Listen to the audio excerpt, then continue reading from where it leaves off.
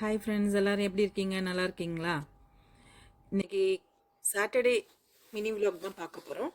Saturday காலையில் எழுந்திரிச்சு fresh up ஆகிட்டு நட்ஸு ஓட்ஸ் எல்லாம் சியா சீட்ஸ் எல்லாம் ஷோக் பண்ணி வச்சுட்டு அது கூட யோகட் போட்டு சாப்பிட்டேன். அது சாப்பிட்டு முடிச்சுட்டு போய் இன்றைக்கி தோசை மாவு இல்லை. ஸோ நான் மில்லட் தோசை தான் ரெடி பண்ணேன். ஆக்சுவலி இது வெள்ளைச்சோளம், அப்புறம் அரை டம்ளர் அரிசி, இட்லி அரிசி அண்ட் அரை டம்ளர் வந்து குதிரைவள்ளி அரிசி போட்டு, ஹாஃப் டம்ளர் உளுந்து, கொஞ்சம் வெந்தயம் போட்டு ஊற வச்சுட்டேன். அது 6 மணி நேரம் ஊற வைக்கணும். அது 6 மணி நேரம் ஊற வச்சுட்டு அதுக்கப்புறம் என்னோடய லஞ்சு ப்ரிப்பேர் பண்ண ஆரம்பிச்சிட்டேன். இன்றைக்கி லஞ்ச் மெனு பார்த்திங்கன்னா ஒயிட் ரைஸ் சிக்கன் கறி தான் இன்றைக்கி லஞ்ச் மெனு. ஸோ சிக்கன் கறி நான் எப்படி பண்ணேங்கிறது பார்க்கலாமா? நான் கோகோனட் ஆயில் தான் சேர்ப்பேன். ஸோ கோகோனட் ஆயிலில் ஜீரகம், சோம்பு, பட்டை, கிராம்பு இதெல்லாம் போட்டுட்டு பெரிய வெங்காயம் ஒரு 3 கட் பண்ணி போட்டுட்டேன். அதுக்கப்புறம் அது நல்லா வதங்கின உடனே இஞ்சி பூண்டு பேஸ்ட் போட்டேன். இஞ்சி பூண்டு பேஸ்ட்டும் போட்டு கொஞ்சம் நல்லா வதங்கணும். அப்புறம் நான் ஒரு அரை தக்காளி தான் போட்டேன். ஏன்னா தக்காளி ஃபுல் தக்காளி போட்டோன்னா அது கொஞ்சம் ஸ்வீட் டேஸ்ட் கொடுக்கும். அதனால் நான் ஹாஃப் தக்காளி தான் எப்போயுமே சேர்ப்பேன் பெரிய தக்காளியில். ஸோ ஹாஃப் தக்காளி போட்டுட்டு நல்லா வதக்கணும்.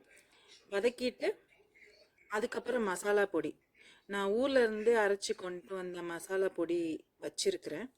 ஸோ அந்த பொடி போட்டு தான் நான் இது பண்ணேன். ஸோ மல்லிப்பொடி 1 ஸ்பூனும் 1.5 ஸ்பூன் மல்லிப்பொடி, 1 ஸ்பூன் மொத்தப்பொடி, வீட்டில் அரைச்ச மொத்தப்பொடி, அதுக்கப்புறம் 1 ஸ்பூன் வந்து காஷ்மீரி சில்லி பவுடர் கலருக்காக சேர்த்துட்டு வதக்கிட்டு, அதுக்கப்புறம் கரம் மசாலாவும் கொஞ்சம் உப்பும் ஆட் பண்ணிவிட்டு நல்லா வதக்கி விட்டுட்டேன். அது கூட கொஞ்சம் தண்ணி ஆட் பண்ணணும். தண்ணி ஆட் பண்ணிவிட்டு கழுவி வச்ச சிக்கன் வந்து 1 கேஜி நான் வாங்கியிருந்தேன். ஸோ 1 கேஜி சிக்கனும் நான் செஞ்சு வச்சுட்டேன். ஏன்னா நான் இப்போ செஞ்சு வச்சுட்டேன்னா ஸோ இன்றைக்கி நைட்டுக்கும் நாளைக்கும் அதை நான் யூஸ் பண்ணிப்பேன் ஃப்ரிட்ஜில் வச்சு. ஸோ இதுதான் இன்றைக்கி லன்ச் ரெசிபி.